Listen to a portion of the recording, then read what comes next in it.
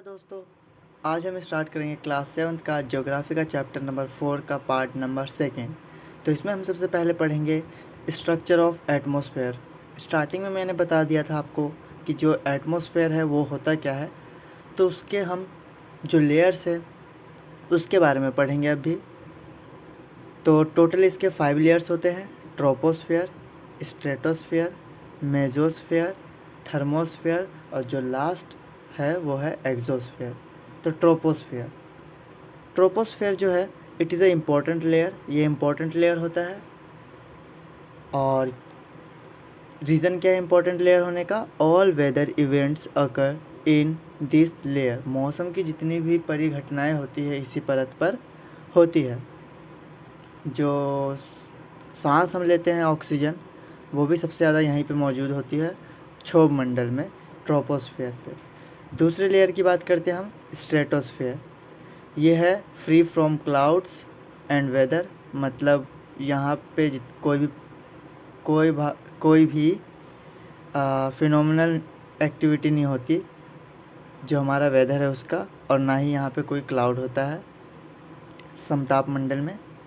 दूसरा पॉइंट है ideal for flying aeroplanes. हवाई जहाज़ की उड़ान के लिए इसे आदर्श माना जाता है क्योंकि यहाँ पे क्लाउड ही नहीं होता, इस रीज़न की वजह से।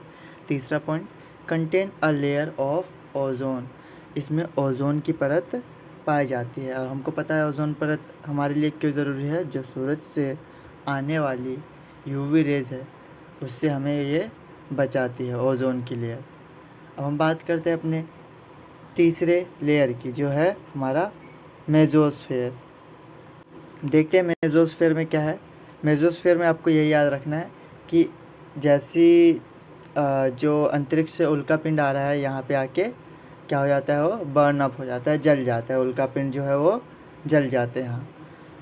फोर्थ जो है हमारा है वो है थर्मोस्फेयर। तो मेसोस्फेयर में हमें क्या याद रखना है, उल्कापिंड जो है यहाँ पे क्या हो जाते हैं, बर्न अप हो जाते हैं, जल जाते हैं। उल्कापिंड जो अंतरिक्ष से जो उल्कापिंड आ रहा होता है हमारी तरफ, जो वो क्या हो जाते हैं, मेसोस्फेयर में आते आते जल जाते हैं।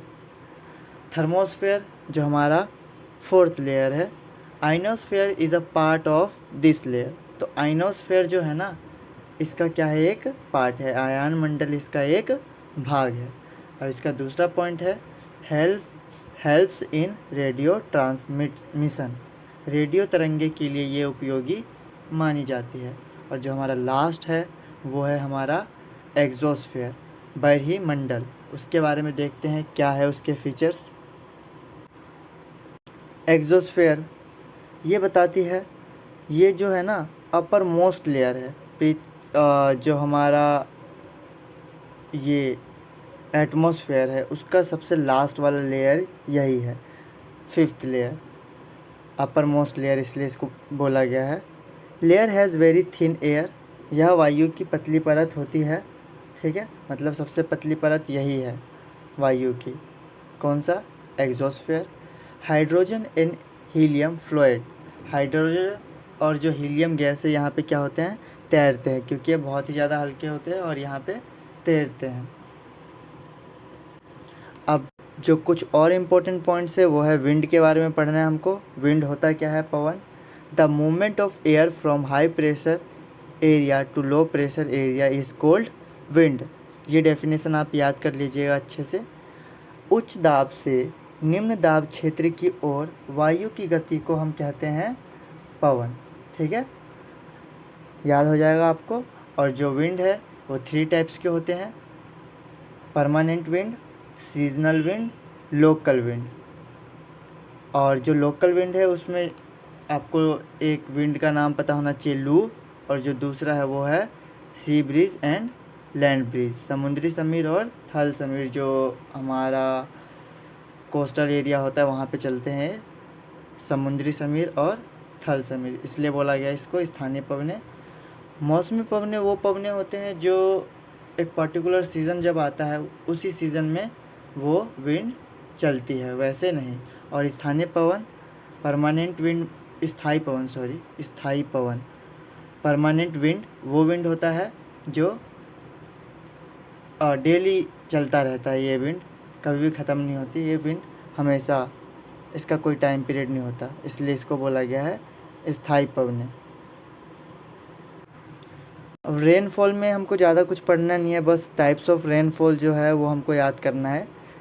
साइक्लोनिक रेनफॉल, चक्रीय वर्षा बोलते हैं, रिलीफ रेनफॉल, पर्वतीय वर्षा, कन्वेंशनल रेनफॉल, संवहनी वर्षा। रेनफॉल में आपको ज़्यादा कुछ नहीं पढ़ना, जो आपको पढ़ना है वो सबसे ज़्यादा इम्पोर्टेंट है इसका जो एटमॉस्फेयर है उसके लेयर्स, विंड के जो टाइप्स है वो, और उसकी डेफिनेशन पढ़ लीजिएगा। और जो पार्ट 1 में मैंने कुछ इम्पोर्टेंट पॉइंट्स बताए हैं वो बहुत ही ज़्यादा इम्पोर्टेंट रहेगा आपके लिए।